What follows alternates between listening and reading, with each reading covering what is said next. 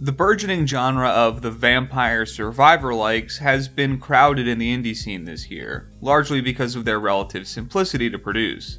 But of all the games that have you rapidly powering up as you fight waves and waves of incoming baddies, Brotato might be one of the best, not only because it took all the right cues from its forebears, but also knew when to forge its own path. Slick game feel, dozens of characters with unique playstyles, and a de-emphasis on meta progression layers cement Brotato as not just a worthwhile survivors game, but a strong roguelike in its own right.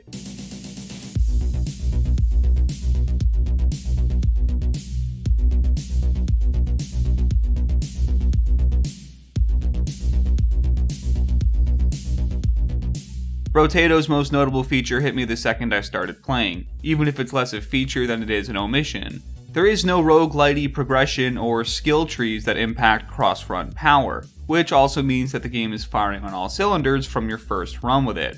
There are characters and higher difficulties that you get from winning run to run, but they never increase your power, which is a stark contrast to the early hours with most other survivor games that act as a simple on-ramp for the progression systems. With its default difficulty tuning, Brotato is tough right when you start playing it, and it'll demand you learn its mechanics instead of throwing you some charity victories. Those mechanics are mainly a weapon upgrading system and the stats that go along with it. Each Brotato has 6 hands to hold 6 weapons, whatever combination of guns, melees, and elementals you get served up randomly.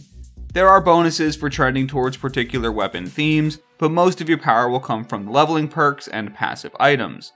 The enemies are broken down into waves, each under a minute long, with 20 waves being your win condition.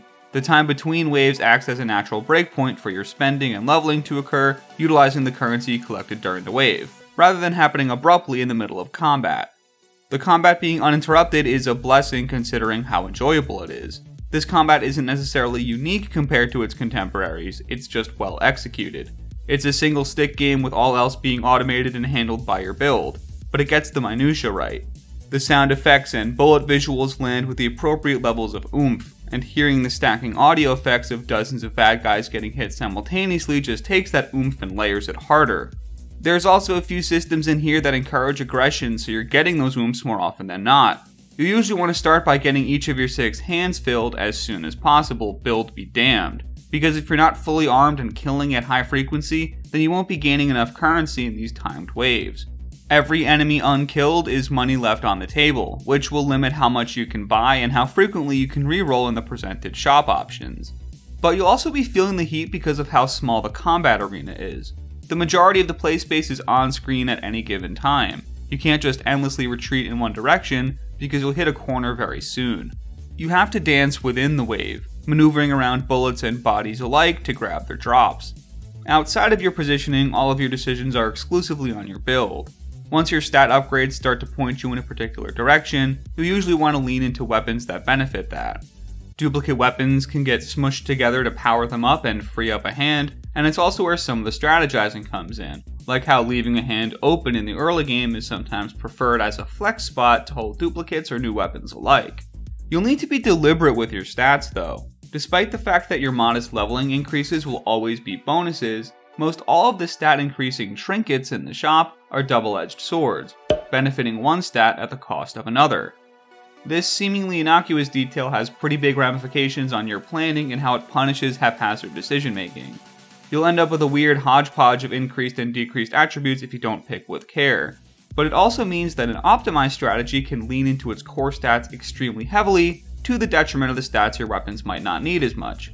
It's punishing but not unintuitive, and after I built a few reps with the game, I really enjoyed its flexibility. But arguably the largest differentiator run to run will be the character you pick. Each of the 30 plus Brotatos has different starting stats and sometimes massively different traits. There's a Brotato who gets tons of benefits from standing still. There's another who gets tons of benefits from perpetually moving. There's one who can break the 6 weapon cap and another who can only use 1. Hell, there's even a pacifist Brotato who benefits from not killing enemies. Presentation-wise, they're all just simple white ovals with different facial features, but that also makes them these really great vectors for tons of visual upgrades.